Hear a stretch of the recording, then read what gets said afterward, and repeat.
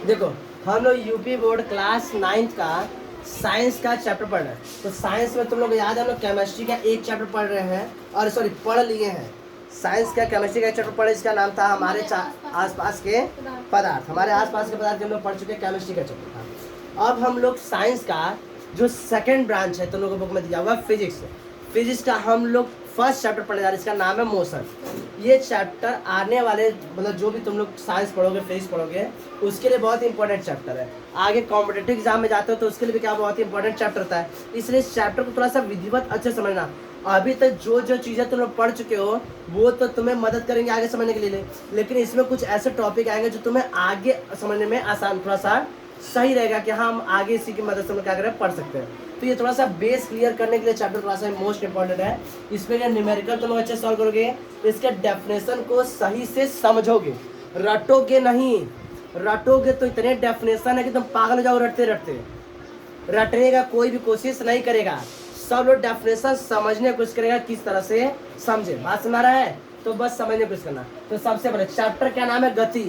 English में क्या बोलते हैं, मोशन। क्या बोलते हैं, मोशन। अब हम लोग आते हैं अपने दैनिक जीवन में। दैनिक जीवन मतलब अपने डेली लाइफ में, अपने क्या पता है डेली लाइफ में। हम लोग इस समय क्या हो रहे हैं, सुबह सुबह अपना साइकिल उठाए हैं और साइकिल उठा के जा रहे हैं हम अपने स्कूल। कहाँ जा रहे हैं, अपने स्कूल।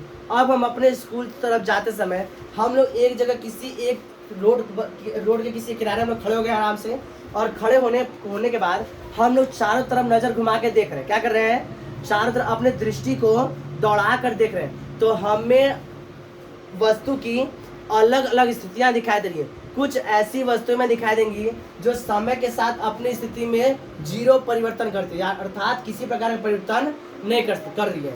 जैसे तुम जब खड़े हो गए होगे तो देख रहे हो जो वहाँ जो बिल्डिंग होगी वह किसी प्रकार से अपनी स्थिति में परिवर्तन नहीं कर रही है। वहाँ पर जो दीवारें होंगी किसी प्रकार की स्थिति में परिवर्तन नहीं करेंगे। सड़कें होंगी किसी प्रकार में स्थिति परिवर्तन नहीं करेंगे। वहाँ जो पेड़ पौधे होंगे वो किसी प्रकार से अपनी स्थिति में परिवर्तन नहीं कर रहे होंगे। बात समझ रहा है? तो इस प्रकार के जो अवस्था कहलाती है, तो वस्तु की वह अवस्था जिसमें कोई भी वस्तु अपनी स्थिति में परिवर्तन नहीं करता है समय के साथ। समय बदल रहा है लेकिन अपनी स्थिति में परिवर्तन नहीं कर रहा है, तो वस्तु किस अवस्था में कहलाएगी, विराम अवस्था में। यानी वस्तु एक जगह पर क्या है, खड़ी है, विराम है। क्या है, विराम है। यानी कौन से स्टेट में है, तो it is in a rest motion, rest state. कौन से स्टेट में है, रेस्ट में। बात समझ रहा है? हम लोग जब केमिस्ट्री में पढ़े थे तो हम पढ़े थे matter are found in 3 state, लेकिन यहाँ पर बात कर रहा है मोशन के हिसाब से। तो हम देखेंगे या तो ऑब्जेक्ट क्या करेगा, मूव करेगा, या तो नहीं करेगा।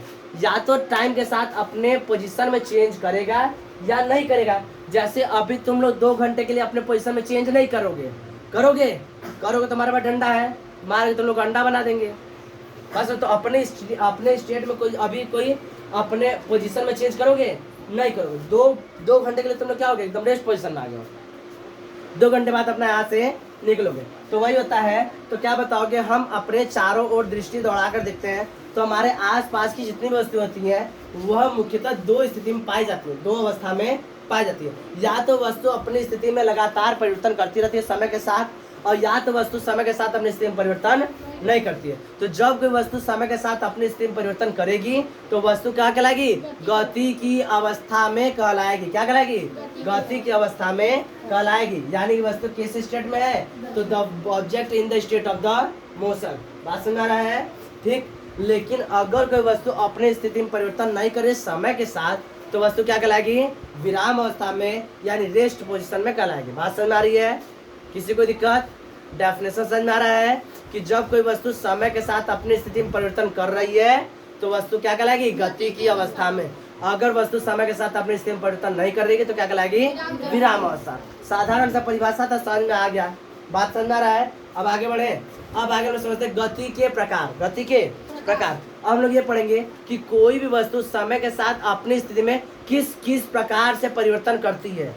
तो बहुत सी वस्तुएं हैं जो समय के साथ अपनी स्थिति में बसकर सीधी रेखा में परिवर्तन करती हैं। क्या कैसे करती हैं, सीधी रेखा में परिवर्तन करती है। ये पहले समझ लो, ये समझ आ रहा है तो आगे बढ़ते हैं। उसके बाद हम लोग नेक्स्ट टॉपिक पढ़ना है गति के प्रकार। उसके बाद हम लोग पढ़ेंगे नेक्स्ट हमारा जो टॉपिक रहेगा गति की सापेक्षता। गति की सापेक्षता से क्वेश्चन 1 बन के आते हैं। पहले हम लोग गति के प्रकार पढ़ेंगे, फिर हम लोग पढ़ेंगे गति के सापेक्षता। ये वाला बड़े डेफिनेशन दोनों लिख लो।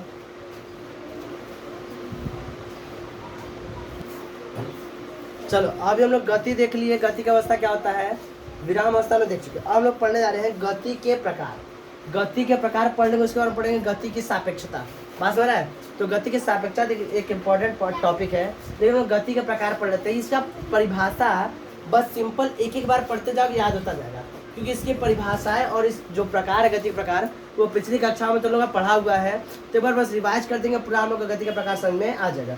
देखो गति के प्रकार में सबसे पहला क्या पढ़ेंगे, सरल रेखीय गति। सिंपल समझो, अगर कोई वस्तु है सीधी रेखा पर गति कर रहा है, किस रेखा पर, सरल रेखा पर गति कर रहा है, तो वस्तु गति क्या कहलाएगी, सरल रेखीय गति कहलाएगी। क्या कहलाएगी, सरल रेखीय गति कहलाएगी। बात समझ रहा है? लेकिन अगर टेढ़ा मेढ़ा रास्ता पर गति कर रहा है तो सरल रेखीय गति नहीं कहलाएगी। वस्तु अगर कहीं पर जाके मुड़ जा रही है तो वस्तु की गति सरल रेखीय गति नहीं करेगी। सिंपल क्या बताओ, जब कोई वस्तु एक सरल रेखा में गति करा तो उसकी गति कैसे कहलाएगी, सरल रेखीय गति। जैसे ही हम यहाँ से गिरा रहे हैं, यहाँ से हम गिराने जा रहे हैं क्या चीज, शॉर्पनर। अब यहाँ से गिरेगा तो क्या ये टेढ़ा होगा, नहीं, एकदम सीधी रेखा में गिरेगा। कैसे गिरेगा, एकदम सीधी रेखा में। तो इस गति को क्या बोलेंगे हम लोग, सरल रेखीय गति। जैसे कोई सीधी रेखा पर वाहन दौड़, कोई कार दौड़ रही है तो कार की गति क्या कहलाएगी, सरल रेखीय गति। बात समझ रहा है? तो क्या बताओगे कि जब कोई वस्तु सीधी या सरल रेखा में गति करता है तो वस्तु गति कैसे कहलाती है, सरल रेखीय गति कहलाती है। बात समझ रहा है? अब अगला इसमें उदाहरण अपने से लिख लोगे, क्या लिखोगे कि हाँ सीधे सीधे सड़क पर दौड़ते हुए वाहन और गुरुत्वा के अधीन गिरता हुआ कोई गेंद है जो क्या गुरुत्वा के अधीन या पृथ्वी की ओर गिर रही है, तो क्या कैसी गति रहेगी, सरल रेखीय गति होगी। बात समझ रहा है? अगला गति हमारा वृत्तीय गति। वृत्तीय गति किसे कहते हैं, ध्यान समझो। जैसे देखो हम यहाँ पर एक उदाहरण लें, जैसे हम इसे एक फिक्स्ड पॉइंट मान रहे हैं। क्या मान रहे हैं, फिक्स्ड पॉइंट, और ये हमारे पास एक वस्तु है, ये हमारे पास क्या है, एक वस्तु है। अब इसकी गति, ये हमारा फिक्स्ड पॉइंट हो गया। अब ये है, इसके चारों ओर एक निश्चित वृत्ताकार मार्ग में इसी फिक्स्ड पॉइंट के अराउंड क्या कर रही है, मोशन कर रही है, आपने पोजीशन का चेंज कर रही है। तो यह गति कैसी कहलाएगी, वृत्तीय गति कहलाएगी। क्या कहलाएगी, वृत्तीय गति। क्या बताओगे कि जब कोई वस्तु किसी निश्चित बिंदु के चारों ओर एक वृत्ताकार मार्ग में गति कर रही है, कौन से मार्ग में, वृत्ताकार मार्ग में गति कर रही है, तो वह गति कैसी कहलाएगी, वृत्तीय गति कहलाएगी। क्या कहलाएगी, वृत्तीय गति। जबकि घूर्णन गति क्या होता है, घूर्णन गति में कोई वस्तु इस तरह है, या कोई वस्तु है, इसके बीचों बीच से एक लाइन जाएगा, क्या जाएगा, एक लाइन जाएगा, वही इसका क्या कहलाएगा, अक्ष कहलाएगा। क्या कहलाएगा, अक्ष, ठीक। और इसी अक्ष की ये क्या कर रही है, ऐसे अक्ष के परितः गति करे। क्या कर रही है, अक्ष के चारों नहीं, अक्ष के परितः क्या कर रही है, गति कर रही है। क्या इस गति में वस्तु अपनी स्थिति में परिवर्तन कर रही है, नहीं, इस गति में वस्तु अपनी स्थिति परिवर्तन नहीं करती। क्या करती है, अपने अक्ष के परितः गति करती है। तो इस गति क्या बोलते हैं हम लोग, घूर्णन गति। घूर्णन में क्या होता है, जैसे शक्तिमान खड़ा हो गया ऐसे करके और अपने अक्ष पर ऐसे से घूम रहा है, अपने अक्ष पर ऐसे से घूम रहा है, तो यह गति कैसी कहलाएगी, घूर्णन गति। जबकि कोई एक निश्चित बिंदु मान लो और उसके चारों ओर ऐसे गति कहलाएगी, तो क्या कहलाएगी, वृत्तीय गति। तो घूर्णन गति में क्या वस्तु की स्थिति में परिवर्तन होता है, नहीं होता है, जबकि वृत्तीय गति में वस्तु की स्थिति में परिवर्तन होता है। बात सुना रहा है, किसी को दिक्कत, ठीक है। अगर अंतर पूछेगा तो अपने से लिख लोगे कि घूर्णन गति में क्या होता है, अक्ष के परितः गति करता है और अपने स्थान पर से गोल गोल घूमता रहता है, ठीक है। जबकि वृत्तीय गति में वस्तु के एक निश्चित बिंदु के चारों ओर गति करता है और अपनी स्थिति में लगातार क्या करता है, परिवर्तन करता रहता है। बात समझ में आ रही है, ठीक। तो इसका उदाहरण क्या लिखोगे, वृत्तीय गति का।